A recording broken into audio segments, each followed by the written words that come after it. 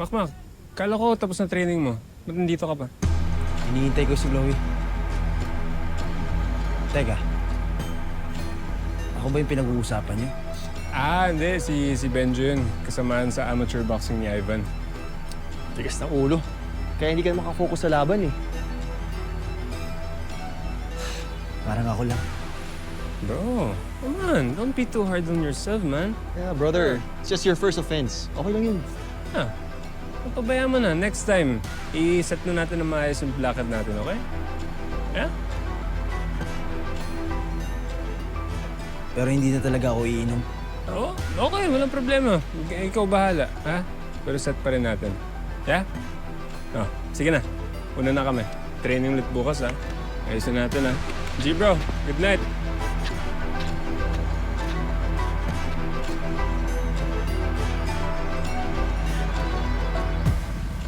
Mac, I'm here. Don't feel bad anymore na sa nangyari kanina.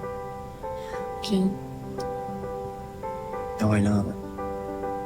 Basta nandito ka.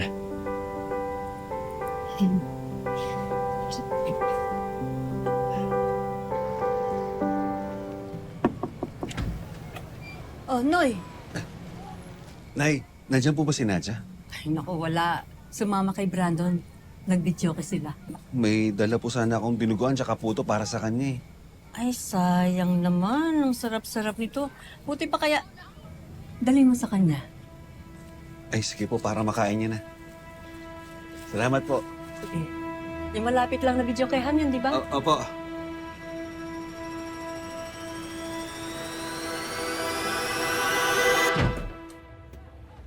Hey, cheer up!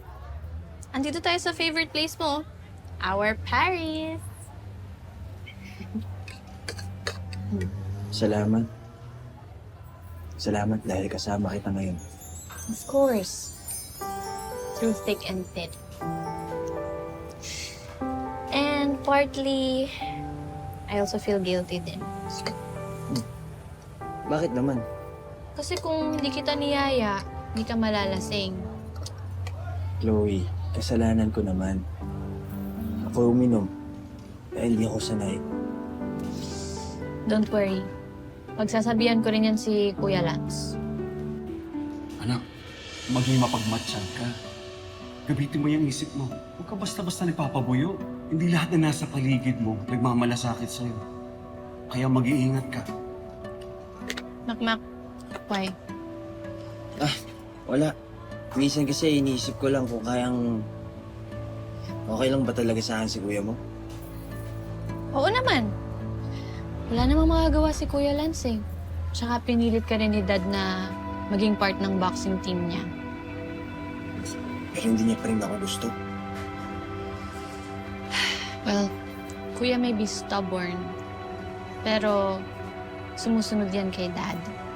And I can see naman na he's trying his best, so why don't you give him a chance?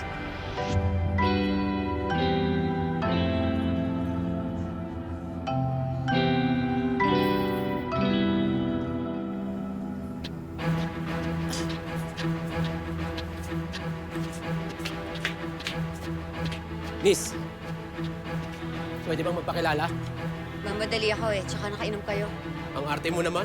Magpapakilala lang naman kami, di ba? Oo, papakilala. Sige na! Di ba? Tsaka, pengi isang kiss. Di ba? Kiss lang! Oo naman, arte-arte ka na! Bitawan mo ako! Stop! Arte-arte! Bitawan mo ako! Ano ba? Gago ka! Ano? Ano?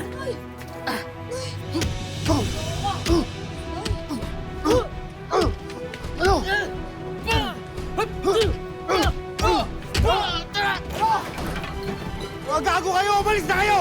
Tatawag ako ng pulis! Noy, okay ka lang? Okay lang ako. May sugat ka. Gamutin natin. Tara na.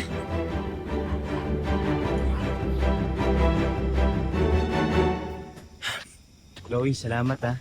Dahil sa'yo, gumaan yung pakiramdam ko. Salamat din. I had a great time. Talaga ba?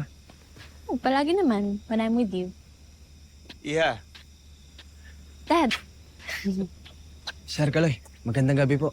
Ano naman, good evening, Iyo. Tama-tama, kanina pa rin ko kayo hinihintay talaga. May gusto rin kasi ako sabihin sa'yo, Iyo. about what, Dad? About doon sa nangyari kanina sa gym. Makmak, sana hindi sumama ang loob mo sa akin, ha? Opo, Sir Kaloy. Kasalanan ko din naman po eh. Pasensya na po ulit. Kung tutuusin, wala namang may gusto nun, di ba? Pero gusto ko lang maintindihan mo, anak. Alam mo, Makmak, hindi ka na iba sa akin. Kaya maaring nagiging mahigpit ako sa'yo, maaring harsh pagdating sa training mo. Pero gusto ko lang naman mailabas mo yung tunay na galing mo. Sana naiintindihan mo ako sa parting yan. Opo, Sir. Salamat. And I hope you trust me. Opo, Sir. Opo. Good to hear. Yeah, salamat.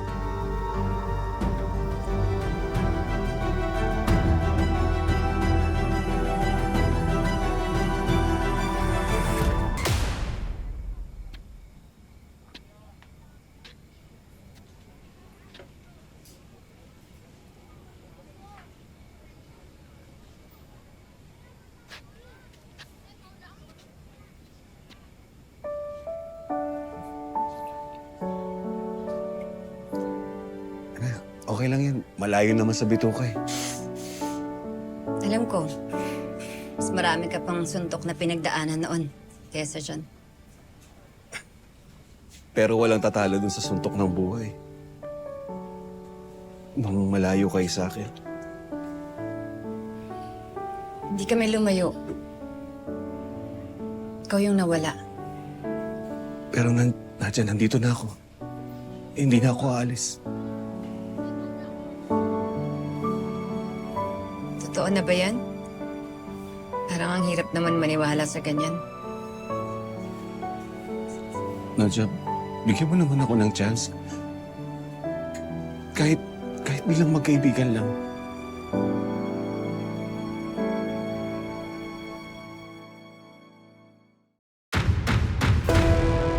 Bigyan mo naman ako ng pag-asa. May pinagsamahan naman tayo. Tsaka minsan sa buhay mo, minahal mo ako. Nonoy! Iniisip ko. Tapos na tayo! Simula nung niligtas ako ng tatay mo, parang unti-unting nawawala lahat ng kinikintim kong galit sa kanya. Bakit hindi, anak? Puntahan mo. Ako, Noisky! Parang magkakabalikan ata kayo. Ayan na si Nadja.